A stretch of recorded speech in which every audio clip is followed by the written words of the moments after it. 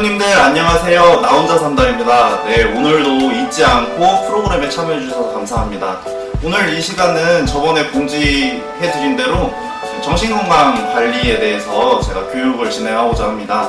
정신건강관리 교육하면은 저희 회원님들이 제일 잘 알아야 되는 부분이기도 한데요. 이제 간혹가다 이런 것들이 어렵다 아니면 난 잘 모르겠다라고 생각을 하시고 이제 보호자분이나 주치의 선생님, 사회복지사 선생님한테 그냥 넘기는 경우가 굉장히 많아요. 근데 저희가 이제 이 나 혼자 산다 프로그램이 홀로서기를 위한 프로그램이잖아요. 거기에 대해서 이제 내가 자립 역량을 강화하고자 이제 참여하시는 회원님들이고요.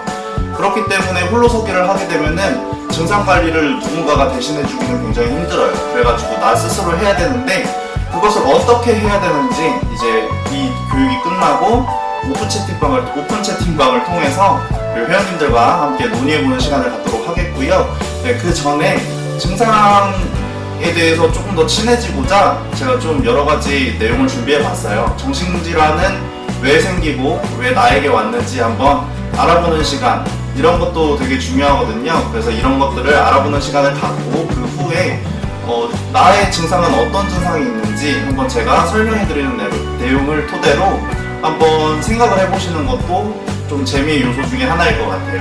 그리고 제일 저희가 이제 자주 접하는 약물 있잖아요, 회원님들.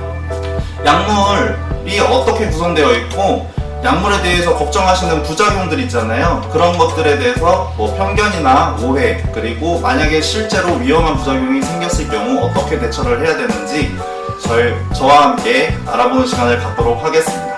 네, 프로그램을 시작하기 전에 저희 늘 하던 거 있죠? 네, 규칙, 프로그램 규칙 읽고 큰 소리로 읽고 교육 진행하도록 하겠습니다.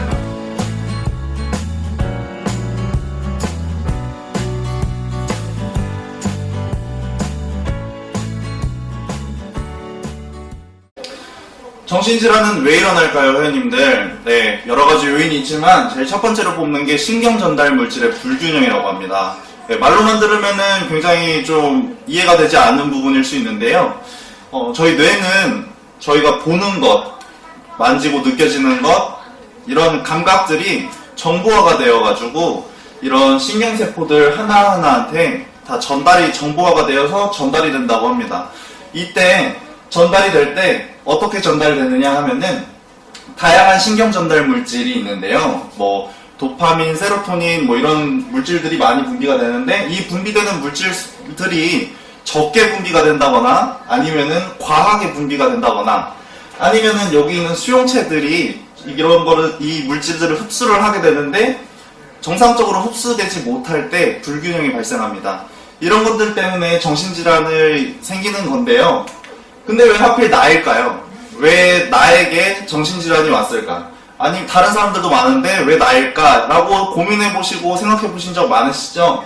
그 원인은 다른 질병과 좀 마찬가지로 비슷합니다. 그냥 쉽게 말씀드리자면은 유전적, 환경적 요인인데요.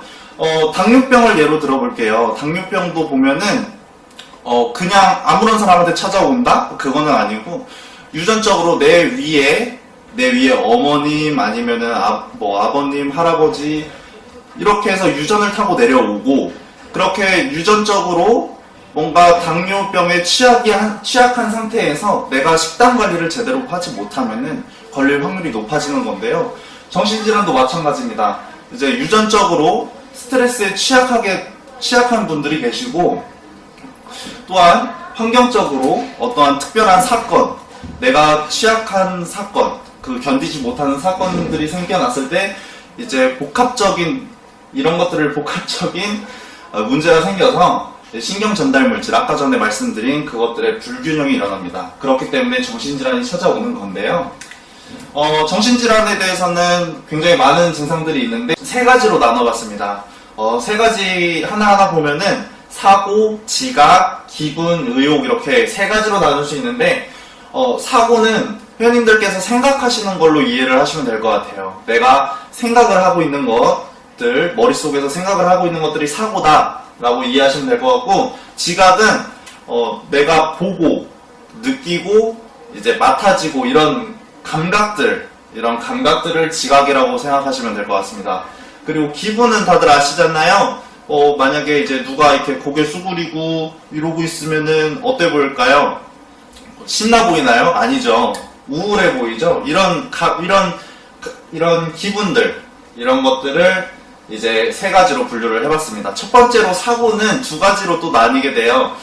사고의 내용, 생각의 내용이죠. 생각의 내용하고 그리고 생각의 형태, 이런 것들에 따라서 두 가지로 나눠지게 되는데, 쉽게 말씀드리면은 사고의 내용에 장애가 왔을 때 현실에 일어나지 않는 것들을 믿게 되는 겁니다. 예를 들면은 저쪽에 어떤 한 사람이 서 있는데 저랑 눈이 마주쳤어요. 눈이 마주쳤다고 해서 저 사람이 나한테 해를 입힐 것 같다고 믿어지거나, 아니면은 저기 있는 사람이 그냥 얘기를 했을 뿐인데 내 얘기를 하는 것 같다고 믿어지거나 생각이 드는 거죠. 이런 것들이 사고의 내용입니다. 아까 말씀드렸다시피 현실에 일어나지 않은 일을 믿게 되는 거예요.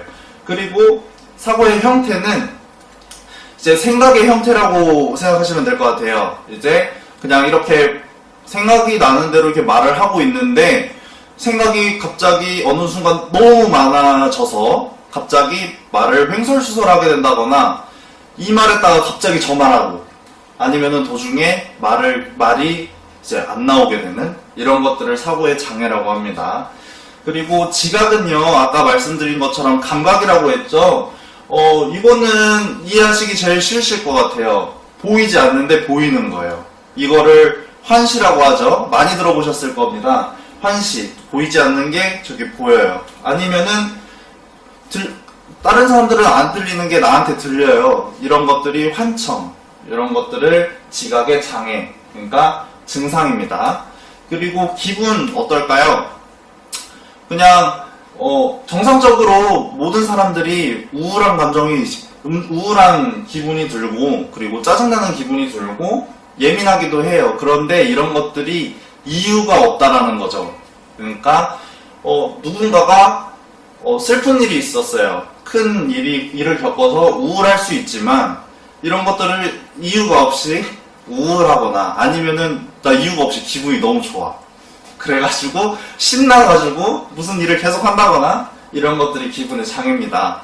네, 이런 증상들이 대표적으로 있고요. 다음에는 이런 증상들이 있는데, 이런 것들을 관리가 어떻게 해야 되는지 한번 알아보겠습니다. 회원님들, 증상에 대해서는 이제 조금 이해가 되셨나요? 네, 그러면 이 증상을 관리하는 법이 꼭 필요할 것 같은데, 관리를 어떻게 하는지 한번 알아보겠습니다. 이 부분은 회원님들께서 지금 굉장히 잘해주시고 있는 부분이에요. 바로 약물치료, 재활치료, 이렇게 두 가지가 나눠져 있는데, 이것 따로가 아니라 이거 두 개 다 같이 병행이 되는 겁니다. 약물치료라고 하면은 회원님들께서 이제 정기적으로 병원에 가서 진료를 받으시잖아요. 이 진료를 받고 의사 선생님 처방대로 이제 약을 받아서 약물을 정해진 시간, 그리고 정해진 양만큼 꾸준히 먹으시는 겁니다. 그렇게 되면은 신경 전달 물질 불균형이 완화가 된대요. 아까 전에 나왔죠? 신경 전달 물질 불균형 때문에 증상이 찾아오게 되는 거고, 이거를 불균형을 완화시켜줘서 증상을 감소시켜주는 겁니다. 네, 그렇기 때문에 약물 치료는 필요하고요. 이와 마찬가지로 재활치료가 있는데, 재활치료는 쉽게 말씀드리면 햇살안줌을 이용하시는 거예요. 재활치료는 햇살안줌을 이용하는 것, 이렇게 생각하지 마시고 햇살안줌과 같은 이런 시설, 기관들을 이용하시는 겁니다. 이 기관들은 프로그램을 하죠. 그 프로그램 말고도 회원님들의 어려운 점이나 그런 것들에 대해서 적절하게 개입하고 서비스를 제공하고 있어요. 그렇게 되면은 이제 회원님들이 거기에 서비스를 받으시고, 그리고 프로그램에 참여하시고, 다른 회원님들하고 선생님들하고 관계를 맺으시면서 사회기술이 향상이 됩니다. 사회기술이라고 하면은 저희 일상생활을 살아가는데 필요한 기술들이에요.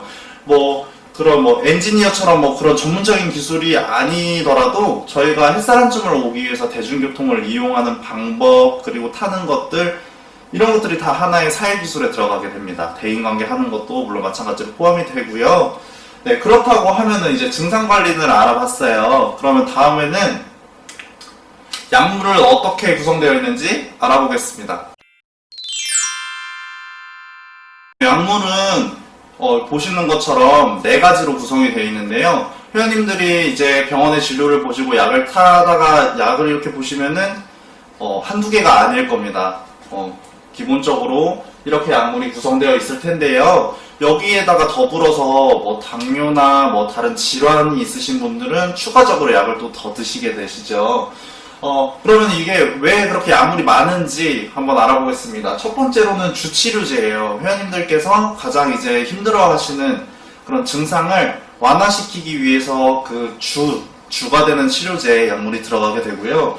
거기를 보조하는 치료제가 하나 더 들어갑니다. 그렇게 해서 주치료제, 보조치료제. 그리고 부작용 억제 약물. 모든 약물들에는 당연히 부작용이 있어요. 보면은 그 증상을 그 증상만을 위한 약이 그렇게 발달되지 못해서 어느 신체 기관에서도 부작용이 있기 마련인데요. 쉽게 생각하면은 감기로 한번 예를 들어볼까요? 감기는 병명이고요. 그리고 그 감기에 나오는 증상 같은 것들, 기침을 한다거나 열이 난다거나 콧물이 나오거나 이런 것들은 증상이죠. 이 증상 때문에 저희가 약을 받아서 먹었어요. 그러면은 이게 해결해 주면은 참 좋은데 이것만 해결하지 않고 저희가 잠이 쏟아진다거나 아니면 조금 무기력해진다던가 그런 기분이 들 때가 있어요. 마찬가지로 정신질환 약물도 부작용이 있습니다. 모든 약물도 부작용이 있듯이. 그렇지만 그 부작용을 억제하고자 부작용 억제 약물이 또 추가적으로 들어가는 거고요. 부작용 얘기는 조금 이따가 좀 더 자세하게 다뤄보겠습니다. 그리고 나서 보조약물이 있는데 보조약물은 뭐냐면은 좀 영양에 대한 관련된 얘기입니다. 비타민이 있을 수 있고요. 아니면 좀 소화가 되지 않는 것 같다 해가지고 소화제가 들어갈 수도 있습니다. 이렇게 4가지로 약물이 구성되어 있고요. 이제 약물이 어떻게 구성되어 있는지 보셨으니까 방금 나온 이 부작용에 대해서 회원님들께서 걱정하시는 부작용에 대해서 알아보는 시간을 가져보도록 하겠습니다.